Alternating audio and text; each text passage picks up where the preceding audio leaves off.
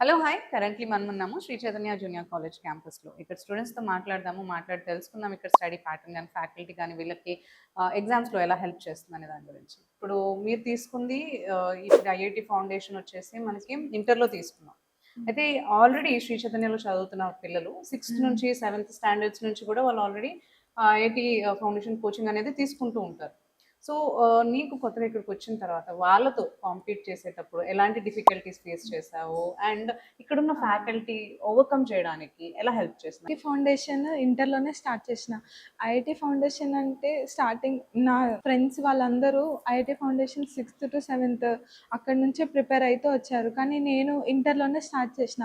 కానీ వాళ్ళతో కంపేర్ చేసుకుంటే వెనకబడ్డానేమో అనిపించింది. కానీ శ్రీ చైతన్య టీచర్స్ నాకు చాలా బాగా హెల్ప్ చేశారు. వాళ్ళ స్పీడ్ గానీ, వాళ్ళ ప్రాబ్లమ్ సాల్వింగ్ గానీ, వాళ్ళ కాన్సెప్చువల్ అండర్‌స్టాండింగ్ గానీ చాలా ఫాస్ట్‌గా ఉంటుండే. కానీ శ్రీ చైతన్య టీచర్స్ నాకు బేసిక్స్ నుంచి స్ట్రాంగ్ అయ్యేలా హెల్ప్ చేశారు. వాళ్ళు నాకెప్పుడు డౌట్ వచ్చినా సరే క్లియర్‌గా ఎక్స్‌ప్లెయిన్ చేశారు.